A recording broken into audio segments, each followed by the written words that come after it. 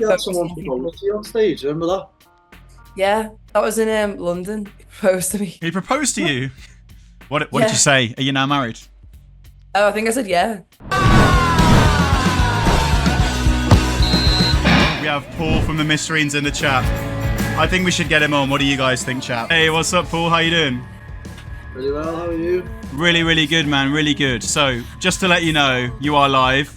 You can swear, but in case you want to say anything really controversial, maybe it's better left for the future one. How you doing? Good, mate. Yeah, I'm good. How are you? Really, really good. It's great to be chatting to you. I'm guessing Leah will be coming any second. Yeah, Leah's, lead singer, gotta be a little bit later. Is that what it's like on tour? I guess that's the big question. Does she carry her own stuff? Because she is the lead singer. I feel like she should.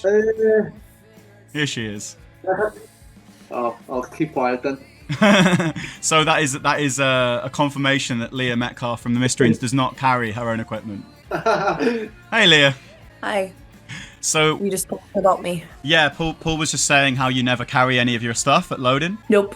Oh, actually, I will help out sometimes if I'm feeling.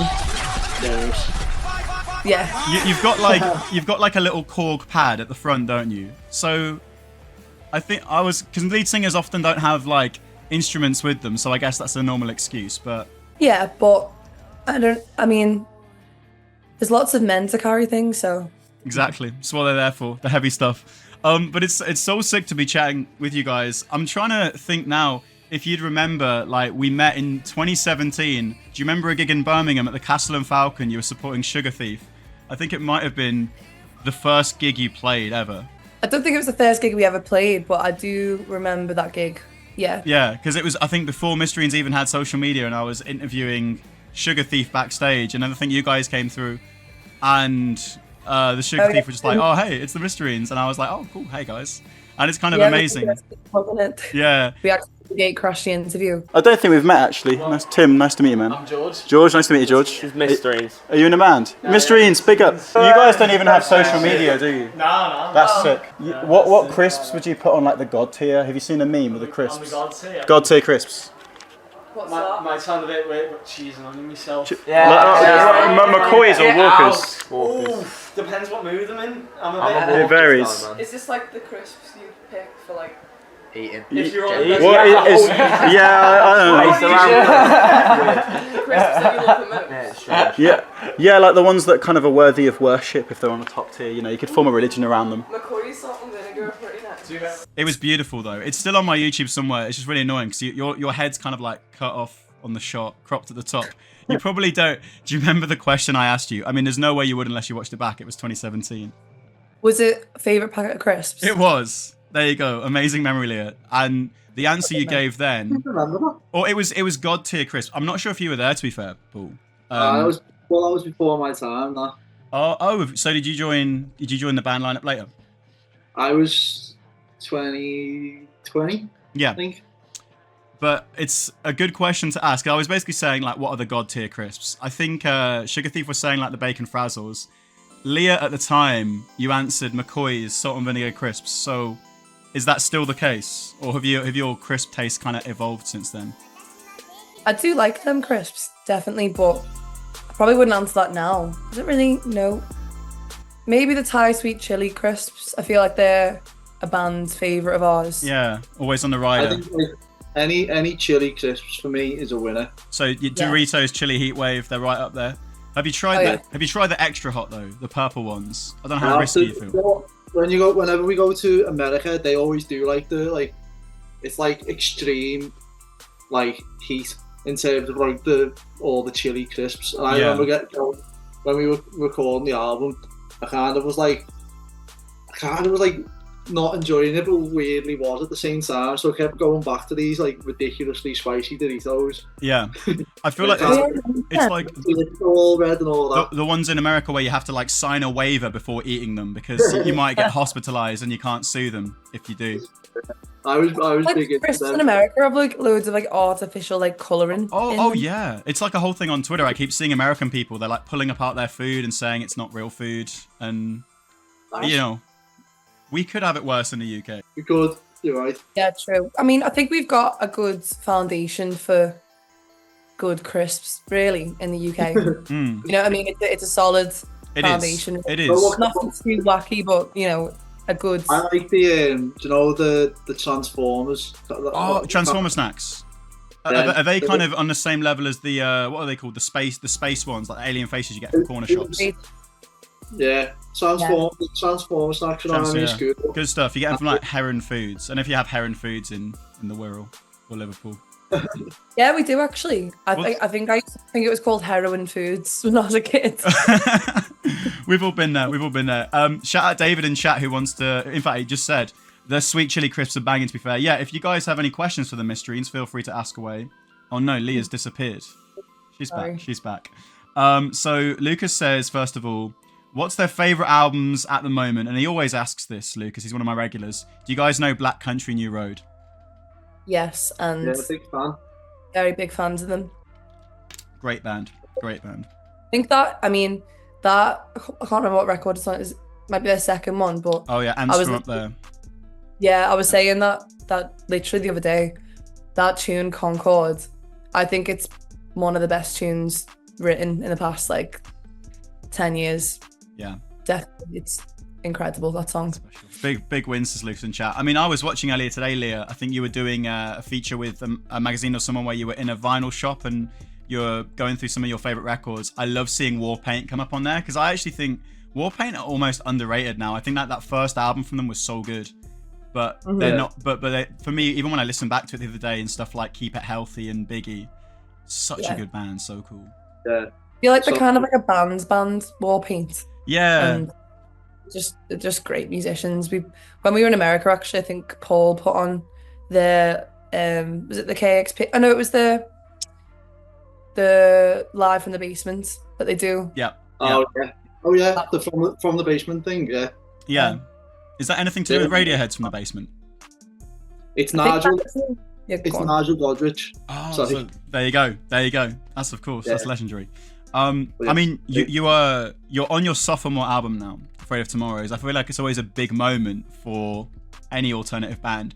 So what are some of your favourite sophomore albums from other artists out there? I mean, thinking of my artists that come to mind for me, obviously Arctic Monkeys, Favourite Worst Nightmare, Interpol had Antics. Are there any second albums out there that you guys were thinking, we need to make this album up to that standard, at that level? The Bends. Kind of got to throw the Bends in there, haven't you? Yeah. I feel like after Pablo Honey, it was just out of nowhere suddenly. Because Pablo Honey's like the awkward kid at the family reunions that we disown. But the Bends is quality. It's not a bad follow-up, is it, really? No. Took it to another level. How about you, Leah?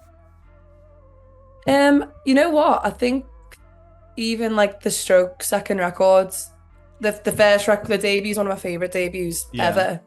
But the second record is such a good follow-up from it, I think. Second record. Yeah. Is Room on Fire the second? Yeah, that's right. Yeah, because Automatic Stop, I think, is one of my favourite Strokes tracks. It just feels so kind of effortlessly cool. And there's a lot of underrated. 1251s on it and Reptilia and stuff as well. Yeah, exactly.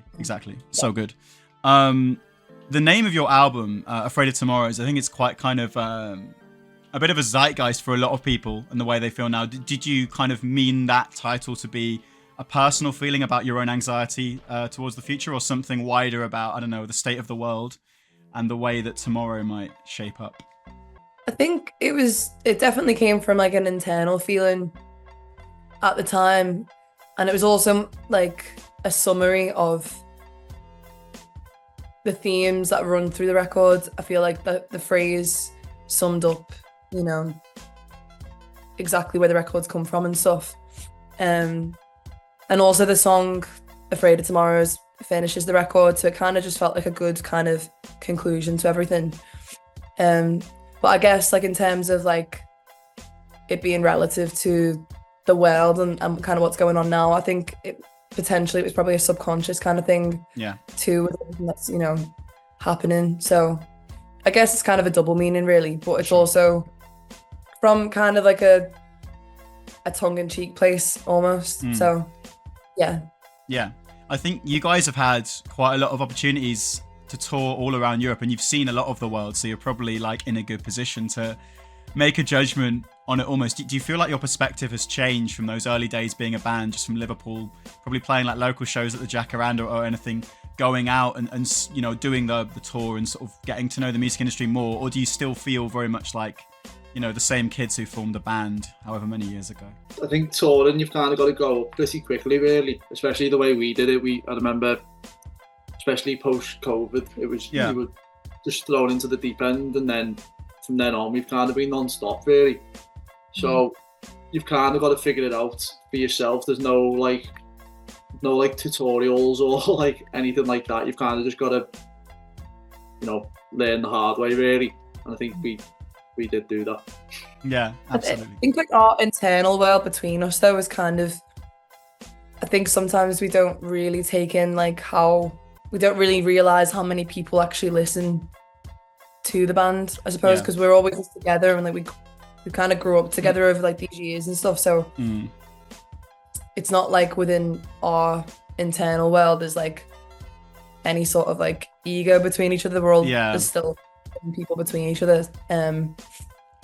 But yeah, I think, you know, we've all changed quite a lot over the past few years, and we'll continue to because we're all growing together and stuff. But yeah, like Paul said, we probably did learn the hard way of what not to do and what to do to succeed. Yeah. Oh, you think you made some mistakes? I don't feel like there's been anything major. I won't mention Beckles. That's a highlight for me. That. It was quite funny. I think it was so good natured. It was meant to be like a joke. Like when I said, you know, if you can't stand the heat, get out the frying pan. Like, I don't use that phrase ever. Well, maybe. Well, like, I don't know. I don't hang around you enough to know whether that's your favourite catchphrase, but that was a highlight for me. That. Yeah, it was definitely pretty funny. Yeah, you can fire another shot at Beckles. Are there any other like obscure parts of the UK you want to start beef with? I feel like Boston, they've got it coming. The Wirral. I was going to ask you guys what the Wirral is, because when I interviewed Courting, I just hear about it, like this mythical place that's kind of part of Liverpool, but not part of Liverpool. And I'm from Birmingham, so I'm trying to understand like what the equivalent would be. Is it like a Coventry or a Wolverhampton? Like what is the Wirral? It's basically a peninsula on the other side of the Mersey. Yeah. So it's classed as Merseyside, but it's got a different like postcode to Liverpool. So, you know, there's a whole debate whether it is classed as part of Liverpool in a way. But it is obviously congregated by a lot of Scousers, so it's kind of like there is kind of like a huge difference on the Wirral. Like the part where like I grew up was a lot closer to Liverpool itself, and then the further you go out on the Wirral, then you've got like that's where all like the rich footballers live and stuff. So it's like two different worlds, really. If they got like a referendum in the Wirral to vote on leaving Liverpool, would they vote leave or remain? Is there a Liverpool identity there? I would probably say they'd probably remain. Okay, that's good. So there's some continuity. We're not on the full like Civil War stage yet. David said in chat the Dudley of Liverpool. That's a little harsh. I don't know if you guys have been to Dudley in outside of Birmingham, but it's like the thickest of black country Brummie accents you can imagine. What most people think a Brummie accent is, that is it there. I mean, do you guys mind Birmingham accents? I feel like you've probably been here quite a few times as a band now. I find them. I like a Birmingham accent. I quite like it, to be honest. We always just played the Castle of Falcon. I feel like. Yeah. How many times have you played it now? I've played it twice with the Mysterines. So you must have played it at least 3 times. Definitely. I think we played it 4 times. Oh man, it's I always think it's a really high stage. I don't know if you find that, Leah. Just unusually like. Double story to most stages, very long venue. It looks better now it's been done up. We played it again after it got renovated, and it definitely seemed to work a lot better. But first time I met you was when it was almost like the backstage was like it was someone's house.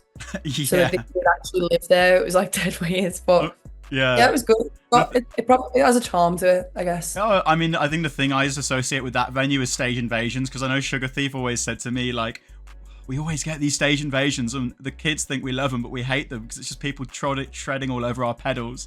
And there was like 100 people on stage at the end of their gig, but you've got to like clamber up there for real. Yeah, they're a Birmingham band though, aren't they? Yeah, they are. So that, well, I mean, where are they from? Kind of just outside of Birmingham. I've forgotten the name of the place they're from. It's one of the like obscure train stops that you go on like West Midlands Railway. Have you experienced a stage invasion at the Liverpool shows? Are you pro or anti? Because it's good for the photos, but when you've got the equipment. We've ever had one. I think people are too scared to maybe invade the stage. Scared of what? What do they think you'd like kick off at them or something? I don't know. Well, there's probably a past history of early Mysterines of me like booting mic stands into people's faces. So. Oh really? Damn. Did you actually injure someone doing? I've seen someone do that at the Sunflower Lounge, like swinging a mic stand around, but I've never seen it happen. It was intentional. Like it was just some like weird guy who was like in front, and he was like, I was only young, and he was like taking pictures like up my skirt. I mean, if that's deserved. That's just karma. If you're upskirting someone, mic stand in the face. Good, it got applauded, so no one was like that annoyed by it. Yeah, I mean, it sucks that you've grown up with that, but I feel like, do you think it's getting better in indie music? I feel like every female lead singer, every woman in the alternative space will have just an experience of that, like creepy guys at the front. I saw Swim School recently in Birmingham, and I think that there was a bit of that, and they just stopped the show until people had stopped talking and the tour manager came out. I think it's just kind of like a given, really, and I suppose like the bigger you get, you don't really like clock it as much. But I think, it's important. It's more important for like the audience to be aware of it than it is for the artist, because they're there to do the job and play music. Exactly. I think it's like the Safe Gigs for Women thing, being an active bystander. I know they've always had those posters, so it's trying to like be vigilant and actually kind of intervening if you're in the crowd. Have you ever had the thing? I know Lauren Maybury from Churches has been really amazing and sort of speaking out about it. People just shouting like "marry me" at her. Have you had anything like that? Like guys just kind of being a bit intense? Yeah, but I think those things are a lot more kind of like, I mean, I don't really get super offended by that really, because like I'm obviously not going to do that. But I think sometimes it just comes from a place of like overwhelm, or for them maybe, I don't know, but I'm not sure. I think there's a lot. I think that stuff like that is probably comes from a bit more of a light-hearted place, and I think actually had someone propose to you on stage. Remember that? Yeah. That was in London. He proposed to me. He proposed to you? What did you say? Are you now married? Oh, I think I said yeah. So technically you are engaged? No, I think that I was a bit too young probably to be engaged. I think I was like 17. Did he have a ring? I mean, if you go to the length of bringing a ring. He did. He actually did. Yeah, he had a ring. Yeah. Wow. Done the full one. Yeah. I mean, to be fair, my mate used to be in a band called Carcosa, and they blew up in South Korea, and it was really weird because they played to like 100 people in Birmingham and then 600 in South Korea. Apparently a fan full on proposed to him when he got there, and he's like, oh yeah, and I've got the ring, and showed me the ring. And I was like, did they understand that you weren't like accepting that request, but you are wearing the ring? Yeah, did you keep your ring, Leah? No, I threw it back into the audience. I think I put it on and he got a picture of me with it on, and then like I took it off and then threw it at him. So he can put it on Facebook, tag the family, be like, my new wife. I never really seen anything come from that moment. I'm pretty glad about it, to be honest. Probably. Maybe it'll come up down the line. You'll never forget it. I mean, looking at the album though, I think the opening 2 tracks to it, especially like when you go from Last Dance into Stray, the bass line, the kind of energy of the guitar, it feels quite like 2000s coded to me, a bit 90s as well. Like, do you guys feel like your brand of music it fits maybe a slightly older era, like akin to the Strokes, than the kind of the 1975 dominated influenced era of the the 2010s? I think it's probably just a reflection of what we're influenced by and what we got into, the first music that we kind of got into. I'd say like between us all simultaneously, we love, the music from the 90s and early 2000s, and a lot of our favourite bands are from there. So I think just naturally it probably comes out in that way. And I guess we probably would identify with that a lot more than bands like the 1975 because we don't listen to them. So yeah, but no shots fired. Yeah, No. Maybe as I think about it. You've got a lyric as well on the first song, the opening lyric. I think the last time that we danced midnight at the Texaco. Is that a literal autobiographical experience that you had dancing with someone at a petrol station, or is there a bit of a more element of fantasy in your lyrics that you put through? I guess it's not directly autobiographical, but it kind of is, to remain as vague as possible there. But I guess like the song itself is kind of like, it is almost like it's more of a narrative song than it is a personal song. Yeah. And it kind of just uses a lot of imagery and like metaphors to kind of depict the actual personal story behind it. Then, you know, it's not like I actually did dance with a mannequin at a Texaco, but I suppose metaphorically I did. Yes. Yeah.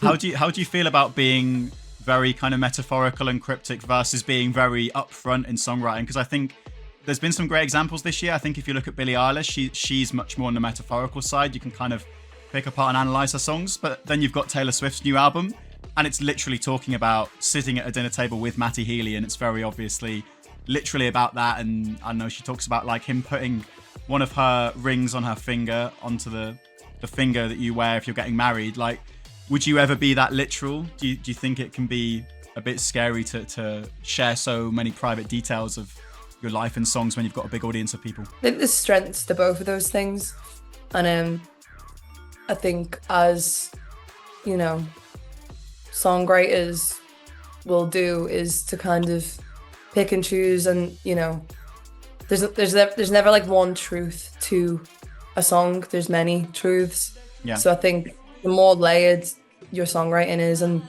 the more you kind of inject like stuff that is personal enough to, you know, whatever you kind of want to talk about, and also, you know, use metaphors and stuff. I suppose that is like the fun part, because you can explore, you know, yourself and kind of like where you actually feel comfortable talking about things. Yeah.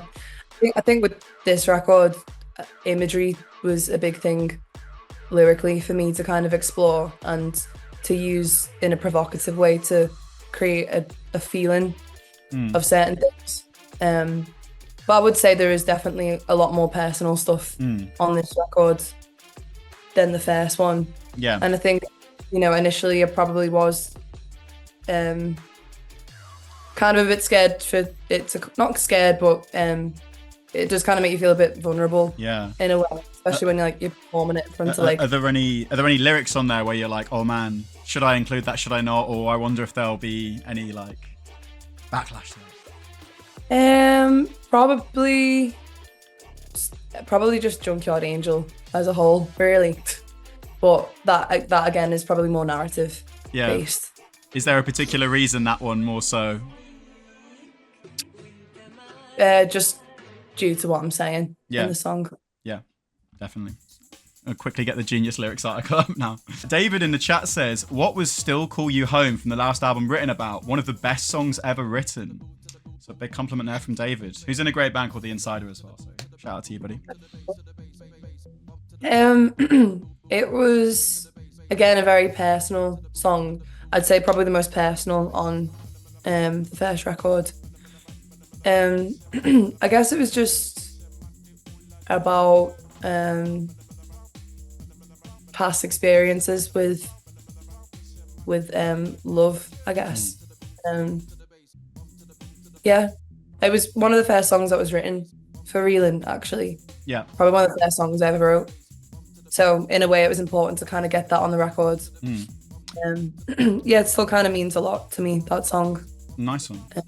Yeah. Yeah. Are the Mysterines playing Sound City next year? Phil wants to know. I don't know, you know. When is Sound City? Is it next summer? It's in May, and Potentially. Have you done Live at Leeds? Because I don't think I've been to Sound City. Is Sound City kind of like Liverpool's Live at Leeds? Yeah. Because there's two, isn't there? Because live at Leeds, there's like a festival. Oh yeah, there's in the park, and then there's around the venues where you're just like sweating, getting buses across the city and running to not get clashes. Yeah, it's like that one. It's like kind of just in different venues and stuff like that. It's cool. It's a good festival. Nice one. David also wants to know, how was your experience working with Paul Weller, and would you consider working with him again? Imagine if you're just like, nah, fuck Paul Weller. Nah. We love Paul Weller. Like, he was such a good advocate for the band, like, early days, and I think a lot of his support kind of really helped, you know, give us a platform. And he's just such a gent. Like, he's just great with all of us. Definitely would work with him again. I spoke to him recently, actually, about doing. Yeah.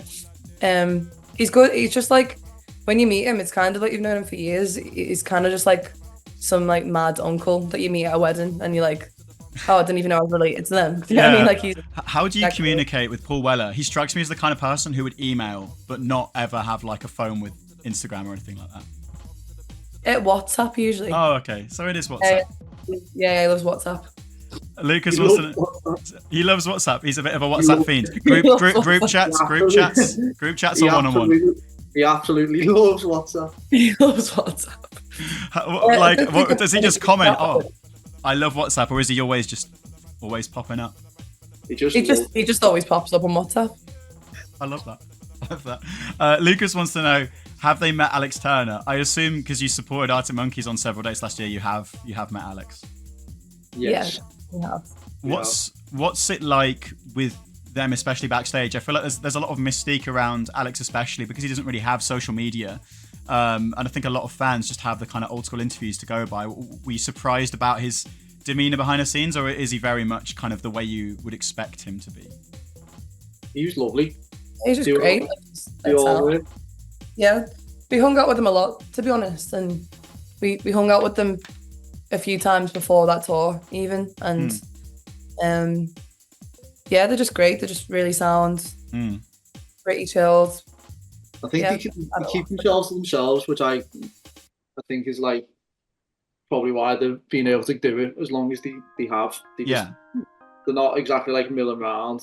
Well, they're introverts. They're introverts, aren't they? Which is kind of nice. It's like they do their own thing, and then every so often, if it was a good gig, they'd like invite us into their dressing room. We'd have a drink with them and stuff like that.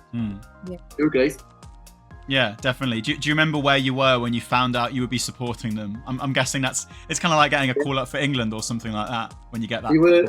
We were on our way to Paris because we were about to start our own European tour, and the first date was Paris. And in the van, I remember Leah getting a phone call off John, our manager. Yeah. And you could just tell that it was some sort of good news just by the way it was. Yeah. And it was basically like, do you want to support the Arctic Monkeys? And obviously, it was, I like the words. Do you want to? Yeah. I don't know. Let me weigh that up. It was a very quick yes, but yeah, that was it. It was when we were in Paris, and then we played Paris that night, and it was one of the best gigs we've ever played. So it was it was a good day all round. I think a lot of people in new bands would just look at you guys and your journey, and then, you know, like when I saw you in Coventry on that stage, I think it was like, you know, wow, because I'd seen you at the Cast and Falcon level, and they think, you know, how can I do that? What would your advice be? Is this something that's through like booking agents? Is there anything a band who are just starting can do to try and like manifest that or make those kind of massive life-changing support slots possible? You've just got to practice loads from the start. Like, all of us, you know, have practiced a lot in like separate bands before the four-piece came together, and Paul and Callum themselves were in different bands. And I think like one thing that we've all done is just like do loads of gigs at the start when we were kids and practice all the time. And it's kind of the only way you learn, if you just go out and do like shit gigs, because like where you like find, you know, who you are like on stage, what type of songs you want to play, you know, how you work on like how your set's gonna go and stuff like that. And I think just constantly working and practicing and trying to develop yourselves and write and stuff. I think that's probably the only way to kind of do it, really. Yeah. And also like listen to new music as well. I think that was like a big part of all. I remember like just through me and Callum when we were before joining the Mysterines, we were like in uni together, and we were constantly just showing each other new stuff. Yeah. And going to watch gigs and just kind of like taking everything in, and that just kind of influences everything really. It shows you like what kind of artist you want to be, and it just makes you a better musician, I think. Like all around it. That's one thing I probably would have done more actually if I had the chance to. Yeah. Was go to more gigs. Oh really? Before I started gigging. Yeah. Because like I've actually been to that many before I was thrown into the gigging thing, so I didn't really know what it looked like properly as much. I mean, I did, but like not enough, and I hadn't really watched enough women do it too. For sure. So it was kind of like I only really had my influences, which were all men at the time, to base myself off. So I think again, just like Paul said, go to gigs, and especially if you're a girl, go and watch female do it too. Well, I bet a lot of people are watching you now, like young girls, and thinking, "Oh, I'm going to start a band because of Leah Metcalf," and that's I guess the way. And you look at like the Last Dinner Party now and how it branches out. I think it's pretty cool. So, ultimate question: what's a better venue for music, Emirates Stadium or the Jacaranda? For music as a whole. Oh yeah, just what's a better venue? You've played both. I think you'd have to say the Jacaranda, to be honest. Of course. There's more opportunities for bands to play at that level, and I think we were talking about this the other day. I don't think there's enough venues like that anymore for people to, again, like learn how to play live and stuff. So obviously the Emirates was great and amazing and stuff, but it's more renowned for going to football matches, and people who play those places are already huge. So Jacaranda. Definitely. Long live Jacaranda. Are there any like new bands around right now who you think are really, really good? The Liverpool scene seems to be producing some amazing bands. Like I interviewed Courting before. Red Rum Club aren't that new, but they're coming through. Are there anyone just catching your eye, whether from inside or out of Liverpool right now? Divorce are pretty good. Yeah. Watch them now. Yeah. I think that's like one of the benefits of touring a lot. You get to see loads of new music and loads of new bands. We played Manchester like back in the last year in a band called Lime Garden supported us. Oh, they're good. And I didn't listen to them at the time, but then like the last couple of weeks I've been properly getting into them, and I think they're fucking boss. They're really good. Yeah. There's a lad in Liverpool called Astles. He's great. I know. So it's really funny because I know an Astles song which is with another. There was a band called Spillmilk Society, and it's with the lead singer of that. And there's a beautiful lyric I think Astles has about like drifting down the Mersey. And I can't remember what that song is, but I love songs which mention rivers, like when Radiohead talk about the Liffey. I thought it was nice that Astles got the Mersey in there. Yeah, he's great. I think he's got like a new record, which I think would probably be either the back end of this year or early next year. But he's an amazing songwriter, and he's great. Yeah, I got to give a shout out to Silver Lines as well. They're a really great band from Birmingham. I went with them to Jacaranda, and I think it was a crowd of like 15 people. But you've got to play those gigs, and I think they're going to be. Yeah, they played a really big festival in France last year, and they've just got something about them energy. So yeah, big up the Silver Lines as well.